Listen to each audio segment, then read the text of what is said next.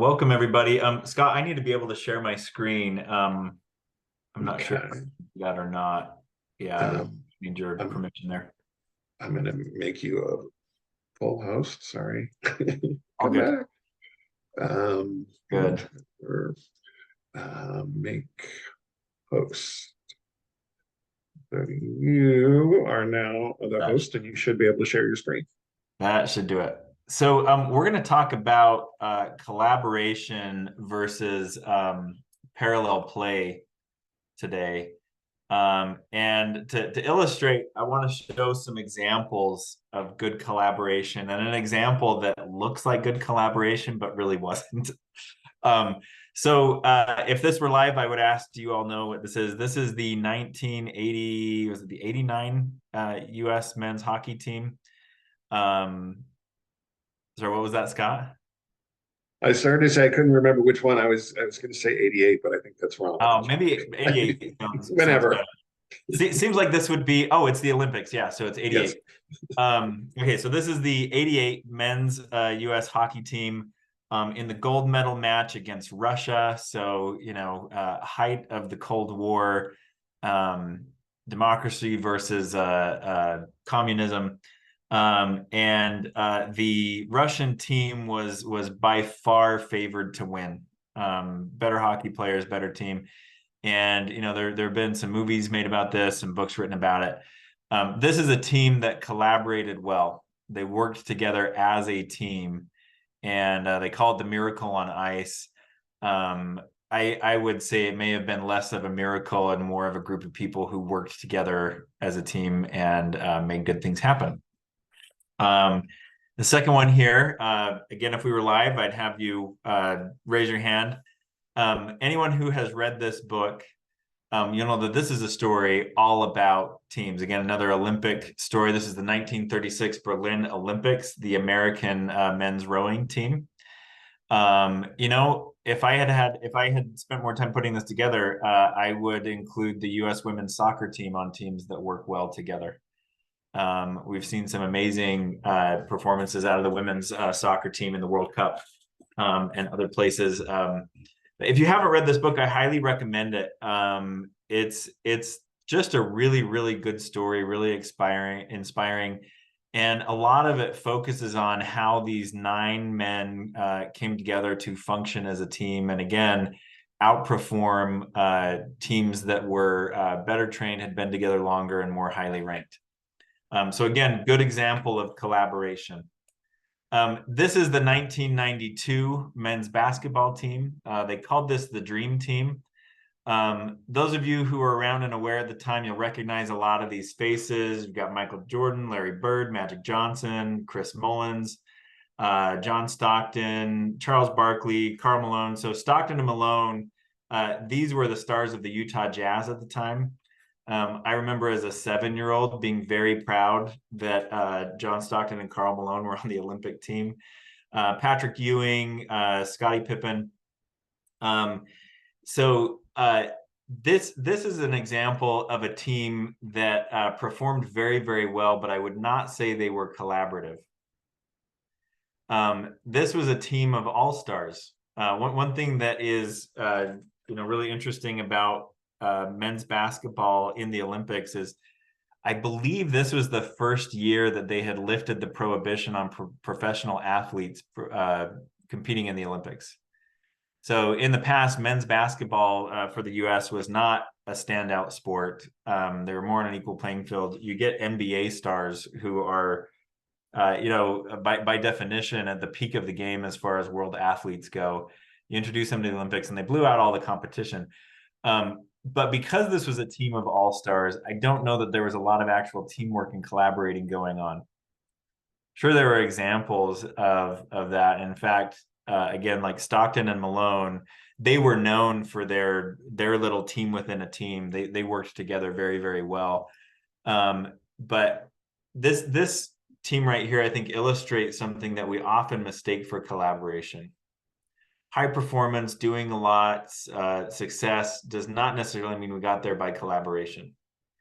So what we're going to talk about today is the difference between full-on collaboration and what I would call parallel play. So what full-on collaboration is: coming together, coordinating efforts, sharing perspectives, reaching at least a temporary mode of one mind in quotes there, for a common goal or a common good. So the reaching at least temporary one mind is pretty important in collaboration. Versus what I would say parallel play is, this is the divide and conquer strategy. This doesn't require that we have the same perspective or even the same goal. People who do parallel play can work together. They can look like they work together beautifully, but what they're doing is more like this. There is no intersection. There is no actually coming together and having to meld both of our minds or all of our minds or all of our efforts into one into one goal. It can give a sense of teamwork, but it keeps auto-regulation and avoidance of conflict in a feedback system that grows both of those things. So in other words, folks who work together in parallel play are never confronted with the need to co-regulate or help each other on a basic emotional level. They also, that's a parallel play system is also one that is largely built around avoidance. A lot of the reasons why the couples I work with, when I see them in parallel play, a lot of the reasons why they do it is because they're afraid if they come together, things will blow up. And they have a history to base that on. But again, without that, making sure an intersection happens in collaboration, no, we really have to come up with an idea together. We have to have a policy we both agree on. Without forcing that or making sure that happens, they never develop skills that allow them to do that successfully. So if you take, for example, like the boys in the boat example, any one rower cannot carry the team. It's actually physically impossible. So they say that the equivalent of rowing an Olympic race, which I don't remember how long it is, it's the equivalent of playing 2 NBA games back to back, playing every minute. Like, it's very, very physically intense. And one person putting out that actual like wattage, that calorie output, it would explode their hearts. Like, rowing teams cannot function without everybody on board. And the book talks a lot about how they had to learn rhythm and they had to learn strengths of each other, and they had to have it down in their bones. So when it came time to perform, it wasn't everyone was doing their job separately and trusting everyone else to do it perfectly. They had to pay attention to what was going on real time. So why collaborate becomes the question. Many of you, myself included, have had decently happy lives being good parallel players. I think in the short run, it's easier. I think in the short run, you don't deal with as much conflict. So why collaborate? I would put out this question: why challenge your muscles or your brains? Now, the answer to that, of course, is when we challenge them, they grow. When there's resistance, there's growth. When there's challenge, there's a deepening of strength or a growing of ability. Or the challenge is what makes us good at something. It's really funny. My now 10-year-old, almost 11-year-old, he's been playing the drums for 2.5 years or so. And in the very beginning, he was really excited to go bang on a drum set and make a lot of noise. And, he had it was before we got him a drum set, he had his little drum pad, and, he'd play rhythms for us. And, I'd ask him, hey, are you going to practice today? And he said, well, why would I practice? Like, I know how to do all the things that I know how to do. Oh, shoot. I can't tell if I'm frozen or if Scott is. Can anybody give an indication in the questions or the chat? Oh, there we go. Okay. Sorry, Scott, you froze.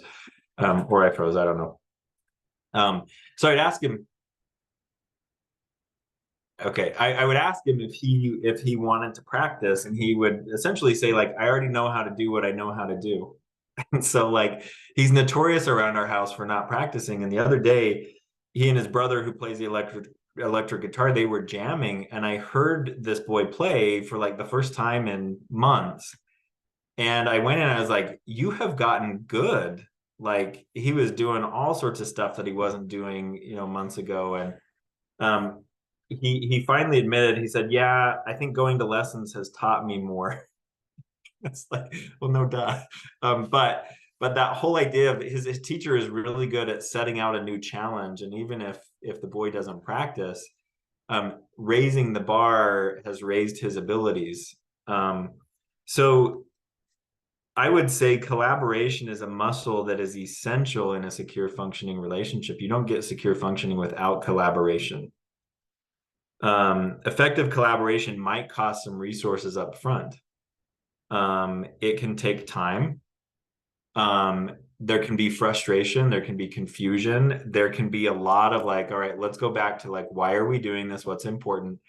It can take a lot of resources, but I would say it's actually easier in the long run.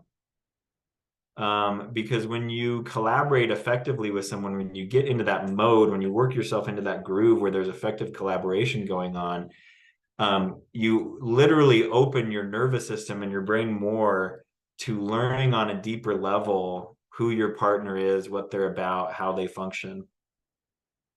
And holding your partner more accurately or more on a cellular level in that way helps you to better anticipate struggles, intuitively find solutions. Even like a lot of spouses that I work with, they worry after, disclosure and discovery, will I ever be able to tell what the truth is about my partner again?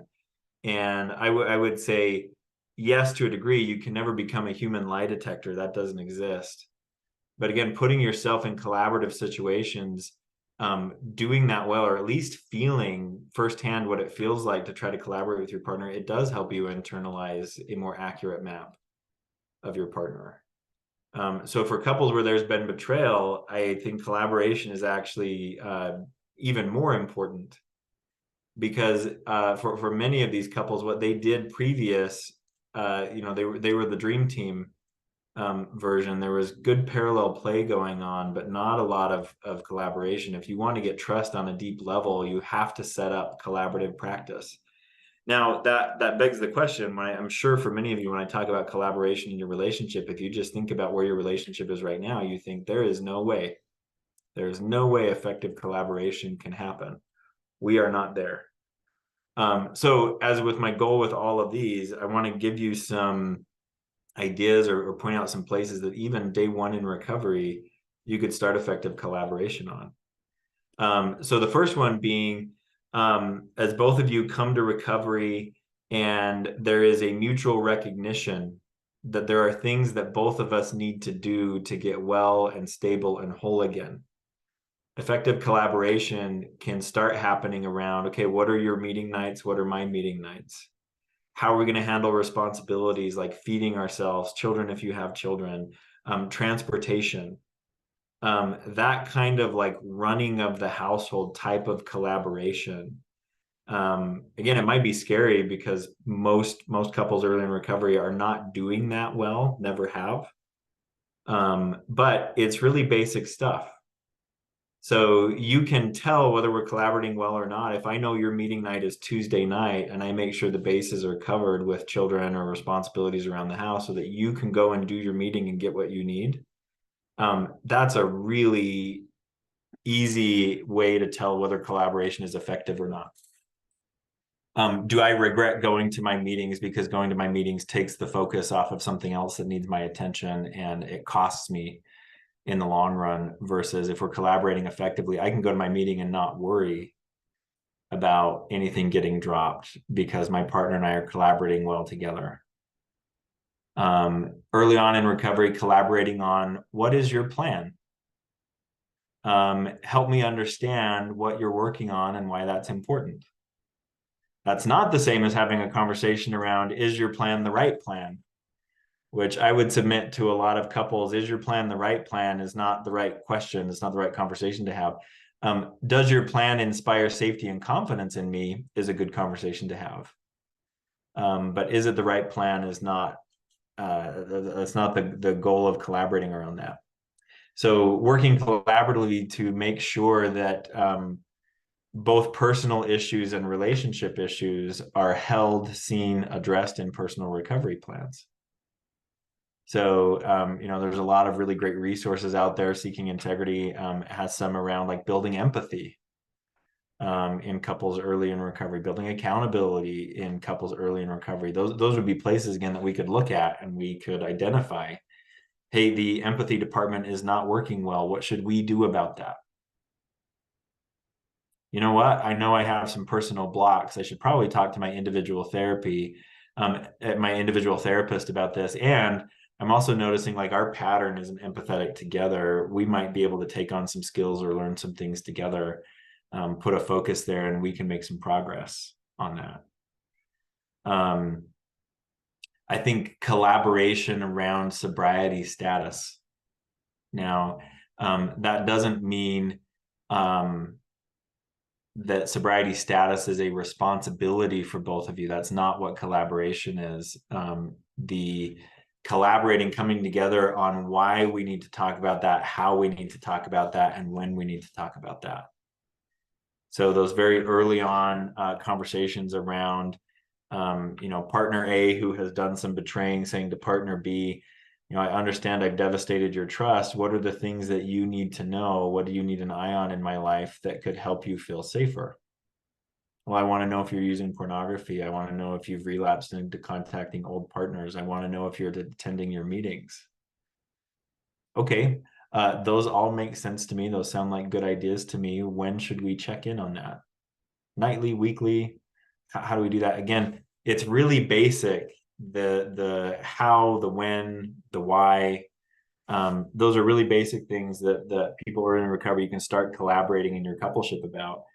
And as with all things in secure functioning, to say I believe in this is never adequate to actually perform. So the things we collaborate on, understand that effective collaboration requires accountability as well. How did it go? How is this working? And just like, again, like if you read Boys in the Boat, if you look at the Miracle on Ice story, if you look at the U.S. women's soccer team, they did not start as high performing, high functioning teams. They had to do a lot of practice, a lot of training, a lot of working out of kinks.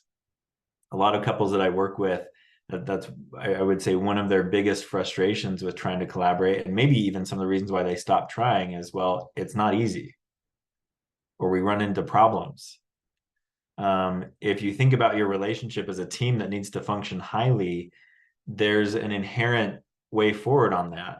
It's not that we are a team that functions very well. It's we need to. So what do? We practice. Excuse me. We take and give feedback that helps improve performance. And we always keep in mind that this is a we thing. So the way that our coupleship comes together to support our individual recoveries, that is a we problem, not just an individual problem.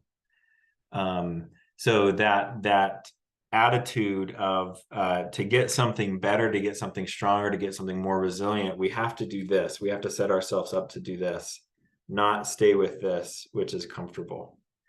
There are some modes, like, again, to liken this to exercise, there are some modes of exercise that aren't, hugely resistance based, that do provide benefits. Walking 20 minutes a day, you don't have to get up into a certain, heart rate range. Walking 20 minutes a day is proven to benefit overall health, but it probably won't get you ready for a marathon. It probably won't increase your strength, which is okay. It's just not, this doesn't always provide the results we need, especially if we need more fortifying and more strengthening. Embracing some conflict, accepting that the conflict that comes with collaborating is an essential part of the growth, is part of what helps you accept it and move into it in a way that helps you grow. So that is collaboration versus parallel play. Thank you, Jon. Miracle on Ice, I looked it up, 1980. We were way off. So 1980. I've got Halloween on the brain. I'm picturing your boys dressed up as like Kiss for Halloween. They're going as Jim and Dwight from The Office. Oh, okay. Well, even better. Yeah. So, But so as you were talking about this, one of the things that I'm always telling people is, you know, you and your partner need to be allies and on the same team. But it's more than that. Once we're on the same team, we need to come together to fight the problem instead of each other. And that's where I think collaboration comes in. It's that extra step of, okay, let's identify the problem or the enemy or whoever we need to beat or what we need. And let's work on that with one mind. And that's really hard. I mean, the current dream team for the men's basketball finished fourth in the world championships. They just didn't play very well together. They had the same goal. They all wanted to win. They just couldn't get on the same page to do it. It was kind of embarrassing to watch, I thought. Sorry, digression. We're going to talk sports today, everyone. So just bear with us. I have been waiting to do a sports show with you, Scott. There we go. We need like a sports podcast. We'll just go nuts. It's unfortunate though that naming most of the members of the 1992 Dream Team is the extent of my sports knowledge. So okay, see, yeah.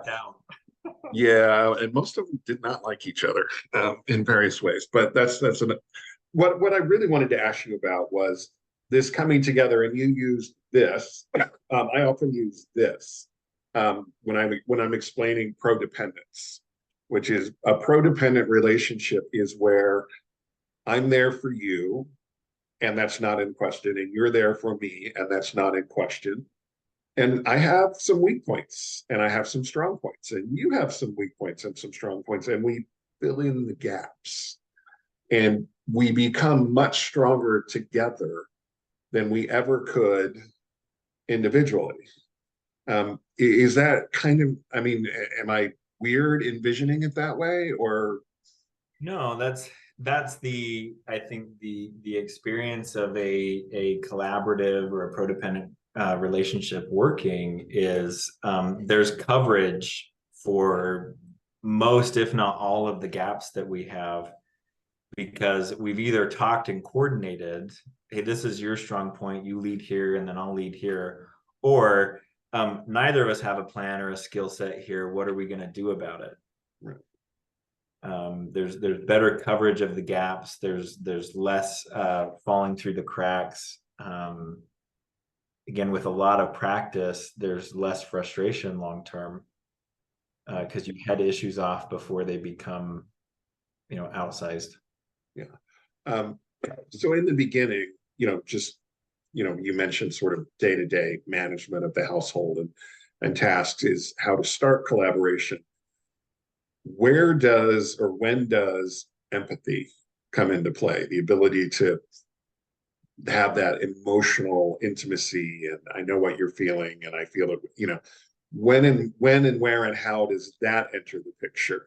It's foundational. I don't think you can. So many of these secure functioning principles, it's not a matter of like which one do we go at first. It's like they all kind of coalesce and they all kind of come together. So like I don't think effective collaboration happens without empathy. And I'll give you an example from my men's group a few weeks ago. I don't remember what we were talking about, but one guy piped up and he said, I feel really stupid for saying this. And I know that I've known this, but it's hitting me in a different way. He said, other people have feelings that are just as valid as mine.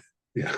And the group laughed, but we also all understood, like, the way he was saying that, what he was connecting with is that truth was actually a lot more expansive than the basic statement. He was feeling it. So empathy is one of the things that often when we're trying to come together and work collaboratively, a lack of empathy is often one of the things we notice that impedes that. So if you are interested in staying the same way that you are now and not changing, please take that lack of empathy and the problems that it causes as an invitation for you to exit and not try this anymore. If you're interested in a better relationship than what you have now and better skills than what you have now, you may start looking at, okay, it's really hard for me to collaborate. what's going on with my empathy? Do I actually understand? Can I respect this basic fact that my partner has feelings that are just as valid as mine? That's a very like almost proto empathy. That's a very basic starting point for empathy, but it makes a world of difference in our ability to willingly move forward, taking into consideration that both of us need to be well taken care of here. Yeah. Now, you also mentioned, and there's some questions in the Q&A, good, or at least one, that plenty of couples do this forever and ever, and they're pretty much fine doing that until something goes wrong. How many couples, before things go wrong, collaborate? I mean, do some people do this naturally, or does everybody have to work at it? Oh, do it naturally. My sample is really skewed because I mostly know couples in a certain situation. I would imagine that some people think that way. I think a lot of couples really struggle to think proactively. I do think that that is a marker of like later stage recovery, is instead of waiting for the crisis to hit, the next thing to go wrong, we may talk with each other and, you know, say things like, hey, this situation is coming up. Historically, this part has been difficult for us. Yeah. What do we need to do to get out ahead of this, or at least have a plan for if we run into something difficult, instead of just, you know, becoming victims of chaos in that. I'm going to jump into the Q&A here. Type some more in for us because we've got time left here. How do you develop empathy if it is a significant weakness of yours and you didn't have it modeled for you? I desperately want to develop empathy, but have thus far failed. Very good question. Awesome question. And it also, I love the frame up here. Empathy is actually a skill. It's not a neurological ability. So it's a skill that's supported by, you know, neurological structure. So for example, there are some like neurodivergent conditions where empathy is hard. It may not come as naturally, but it can definitely be learned. There's actually some really fun research on where empathy comes from or things that affect empathy. So I'll start with that, and then we'll get into more direct applications. So there are some studies that indicate that kids who read more fiction are more emotionally intelligent and empathetic than children who don't read a lot of fiction. So that can be a place to start. Get into stories that help you get behind what somebody thinks and how that's connected to their feelings. I think that's a big part of fiction that helps with empathy. Is, you know, as an omnipotent narrator, you can jump inside somebody's head and you can help explain why they feel a certain way and make sense. That can be part of modeling. Spending time in service of others, I think, is another way that empathy comes out.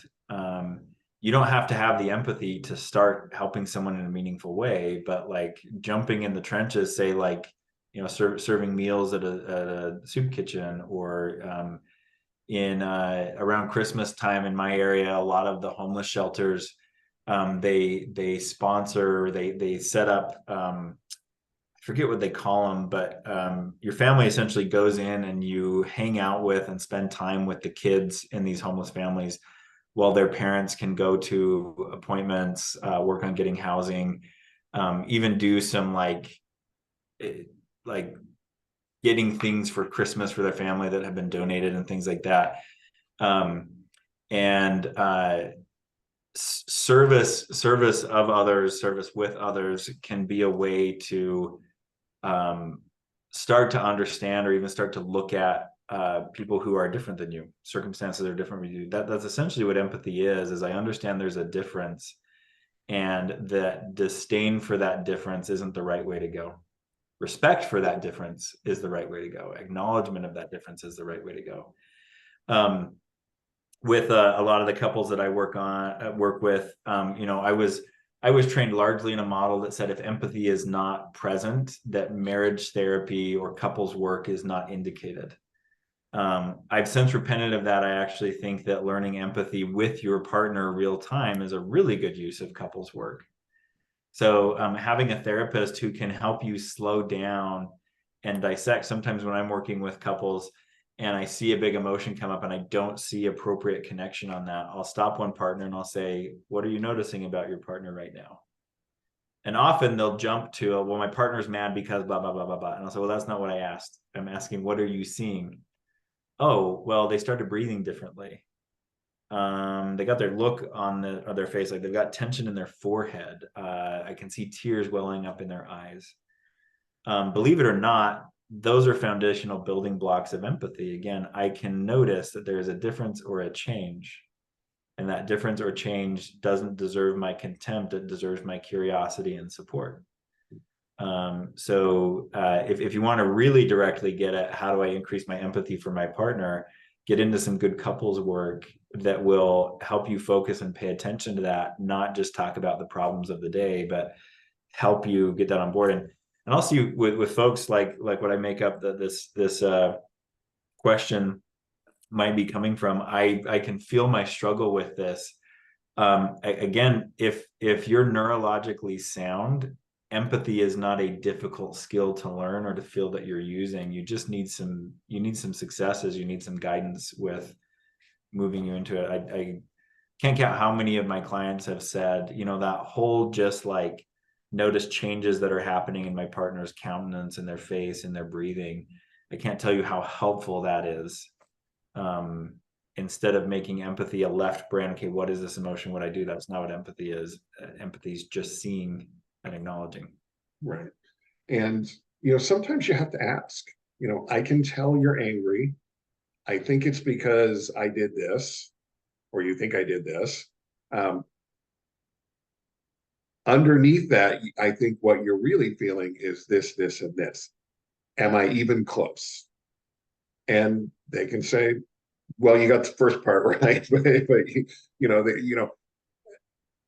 we have to learn. I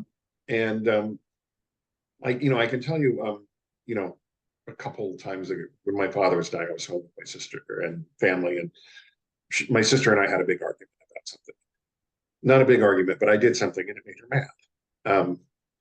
And I was able to actually accurately express empathy.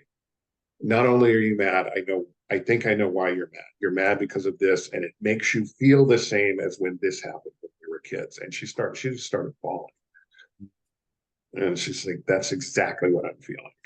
And we immediately made up and rebonded closer than we've ever been.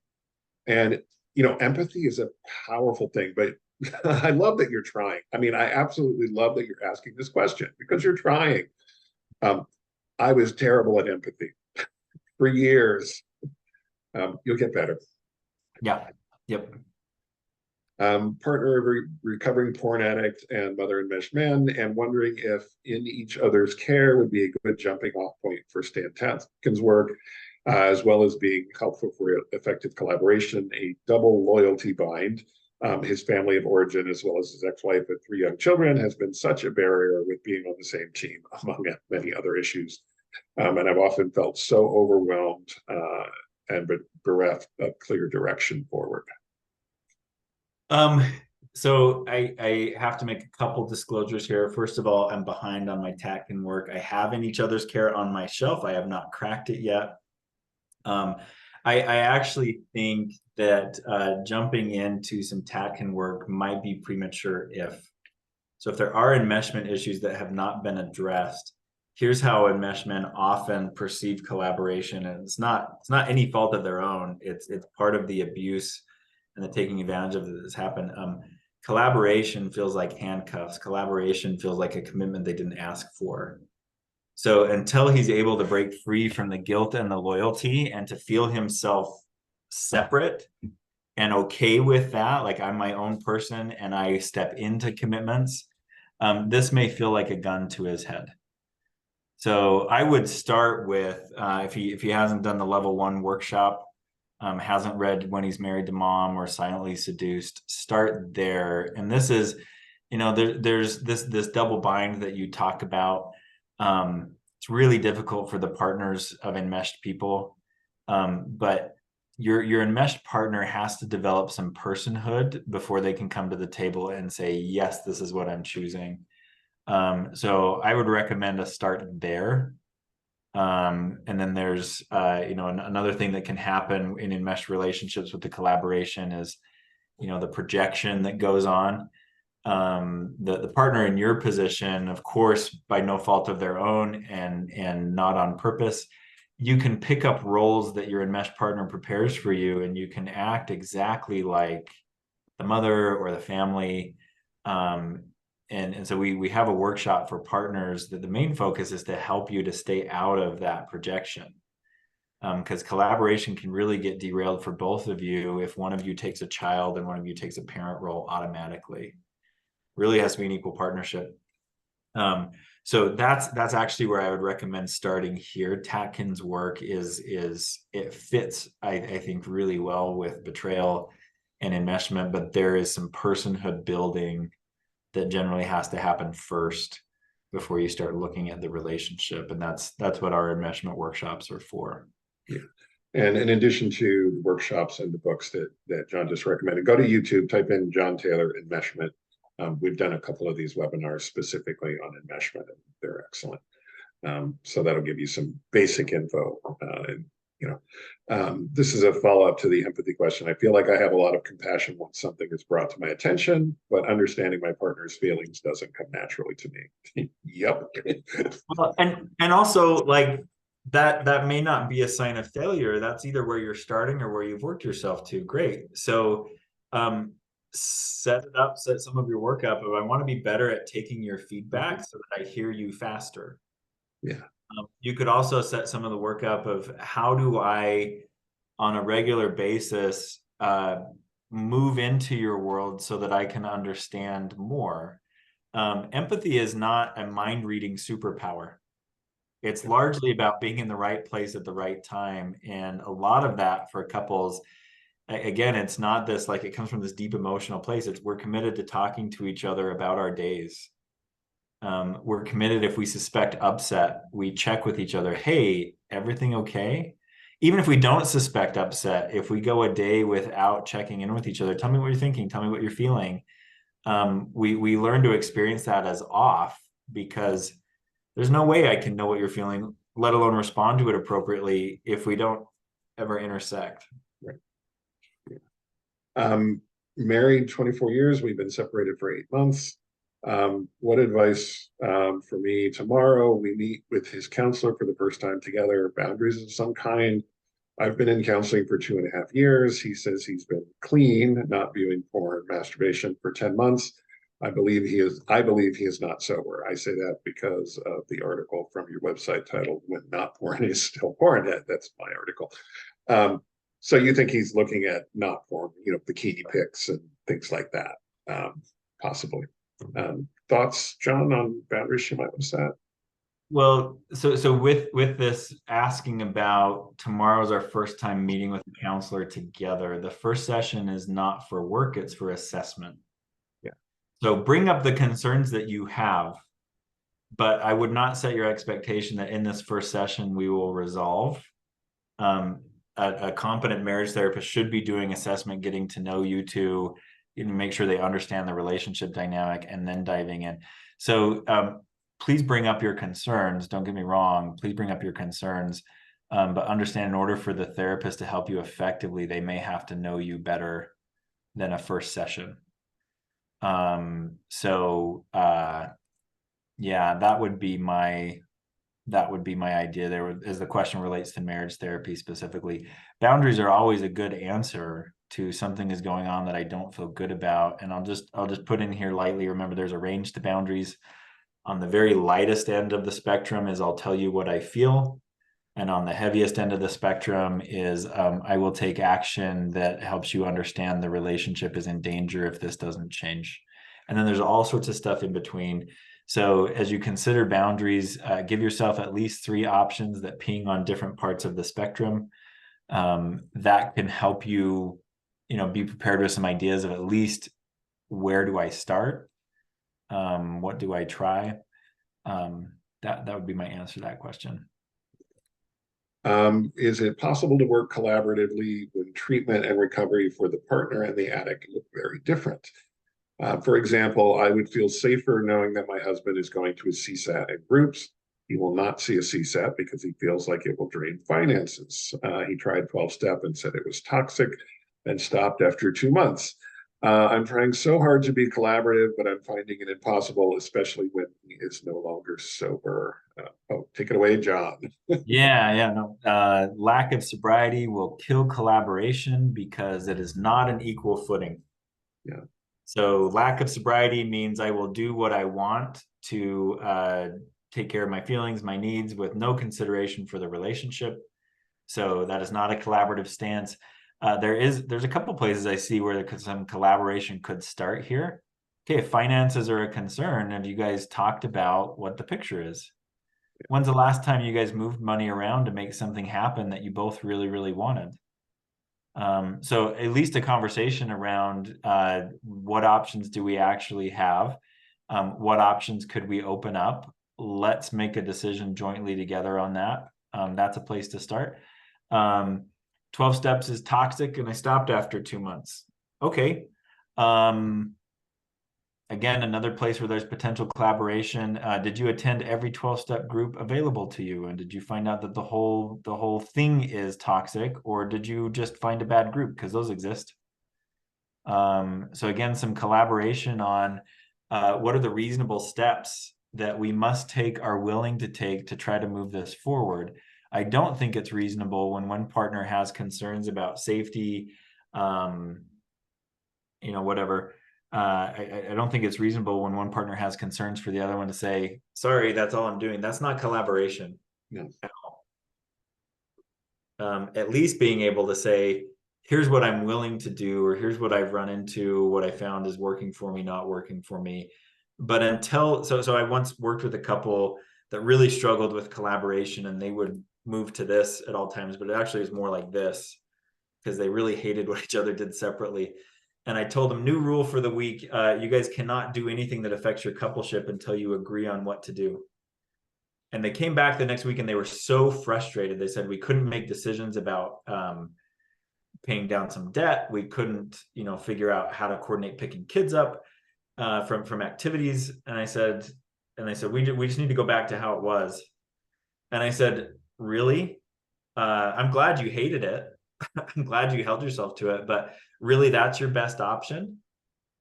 Why can't you guys figure out how to do some things together? And they took another crack at it, and that ended up being a principle in their relationship that they really, really loved, because they actually did think better together. They actually did like the results that they got. They both felt a lot less alone, but it was a growth curve for them in the beginning. So collaboration is helpful here. But if both parties are not stepping up to the plate, I hate to say this, but it's really easy to point the finger and say, if we're both not actually willing to collaborate, it can become really clear who the holdup is. Yeah. Yeah. I mean, I read this and I thought, well, this guy doesn't want to recover. I mean, he's got an excuse for everything. And that's not collaboration. Yeah. I mean, as Jon pointed out, okay, let's figure out how we can pay for it. Let's figure out some other groups, that you might go to instead of the ones that are toxic. Okay, hi, betrayed partner, sex addict, porn addict, who is really not doing recovery work other than attending SAA groups online 1 or 2 times a week. He thinks he can recover on his own. 2 months post trickle D week done, discovery week, not day. How do I find forgiveness and compassion within myself to collaborate with him when I still feel so much resentment and anger toward him for his betrayals? When I look at him or talk to him, I feel hurt, anger, and disgust, and believe everything coming out of his mouth is a lie. Okay. Really, really good question. I think it's hard to find forgiveness in a situation that is still hurting you. So on that front, don't get too worried if forgiveness is not coming across your plate right now, because it sounds like there's some structural changes that might need to happen. How do I find the compassion within myself to collaborate? Again, doesn't sound like there's a lot of room for that kind of compassion because you don't have any confidence in your partner's plan. And that's where I would start. You can even lead with generosity. Hey, I'm really glad that you found some SAA groups that are helpful twice a week. To be quite candid with you, this whole recover on my own thing, take this from an expert in the field. That is BS. Doesn't happen. Recover on my own is not recovery. If you get well on your own, it was an addiction. If this is addiction, you won't recover on your own. You need community, you need help, you need the guidance of a professional. Otherwise, you're just rolling the dice. If I had cancer, sure, there's a chance I could spontaneously recover or figure out something on my own, but I don't know that I would want to take that chance. And I would say to anybody who is struggling on this part of recovery should I jump in 2 feet at all? You're gambling with something that's very akin to gambling with getting help for cancer. This is a real disease. It's a real problem that you don't just find your way out of on your own. So the last part of the question, what do I do when I feel disgust, hurt, and anger? A lot of times anger is the signal that a boundary is needed. Again, remember, boundaries aren't about control, but setting up clearly. I cannot have confidence in you with your current recovery plan. I'm sorry. It doesn't feel like enough for me. And that is part of, for someone who is in recovery, that is, and you're in a relationship, that is part of your responsibility. You're not just, I'm doing this for me. There's real damage that's been done to your partner, and you have to consider what you're doing for your partner as well. Where the questions are flying in. I just as a heads up, John, I have to log out like at 11:59. Okay. So I will disappear, but I will. You're the host, so you'll be able to finish whatever you're doing. Okay. I viewed porn regularly for most of my life, and although I'm going along with a new plan to deal with my wife's theory of trauma betrayal, I really believe that my private behavior did not impact our marriage. I'd like to save my marriage, so I'm going along, but I'm not feeling truly guilty. Oh, John, please go. Okay, so I'm not feeling truly guilty. That's okay. And by that, I mean, sometimes it takes a while for the feelings to hit. I would also say that guilt is not necessarily the feeling that you're going for. I think compassion, connection with the sadness, with the hurt, that might be better than guilt. So don't go for guilt. Go for understanding what your partner feels like. My wife's theory of trauma betrayal is a loaded statement I'm not even going to get into. There could be a lot of but this belief, I really believe that my private behavior did not impact our marriage. Then you're not in one. Right. Not in a marriage. If your private behavior has no impact on your partner, that is not how relationships work. That is not how human beings are wired. That's not a thing. So if you want to go on having private behavior that doesn't impact anybody, don't have relationships, is what I would say to that. That is a law of the universe, almost as it's, consider it akin to gravity. There is no complete separateness in relationship. There's individuality. What I want and what I feel is separate from you. But even, our bodies work in this way. Even if you walk into a room and your partner is breathing differently than they normally do, it has an impact on you. You pick it up. You walk into a room where somebody's tense, you pick it up. You walk into a room where someone's in shame, you pick it up. You walk into a room where someone's angry, you pick it up. We all do this as human beings. So there's my answer to that. Yeah, look, when you get married, it's you agree to give certain things up to get so much more. But that's the deal. It's like, okay, I'm not going to sleep around anymore. I'm not going to look at porn anymore because it upsets you. And I get so much more, hopefully, from my marriage with you that is inconsequential. I agree with John. It's like, I don't hear that you're really in a marriage. I mean, it sounds like your wife is, and I feel her pain. But yeah, I have a porn addiction group starting next month. Please sign up. We'll work on this. Yeah, that'll be helpful.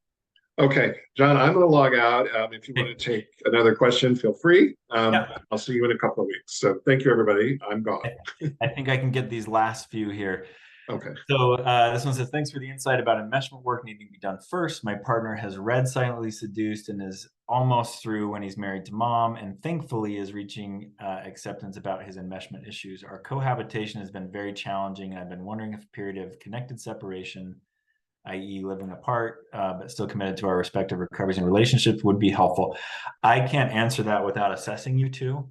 I would just put in here again, reading the books is good. You need enmeshment specific treatment. Generally considering separation without thorough assessment when there's enmeshment, that can be problems. There's a lot of different motivations or working against separation that can happen with enmeshment. I really would recommend the level 1 workshop at least before tackling that question. So sorry, that's all I can help there. And then the last one here, what type of 12-step program would you recommend for a combined alcoholism and sex and love addiction, AA, SA, or something else? I would recommend both. There is not a combined fellowship. There is not an omni addiction fellowship. There's no harm in working both. The steps are the steps. And I would even say that specified treatment, maybe not with an individual therapist, but there's some nuances of alcoholism that are not the same as SA. So have a fellowship for each. Patrick Carnes talks about being a part of every fellowship you qualify for, which may not fit in your schedule, but from a treatment and support perspective, do both AA and SAA, or another S fellowship. There's a lot of good ones out there. SRA, SCA, SA. SAA tends to be the one that I recommend more wholesale, but find fellowships that support you. All right, everybody, that is time. Thank you for the questions. These were great. I will be back in 2 weeks, and Scott will as well. We'll see y'all later.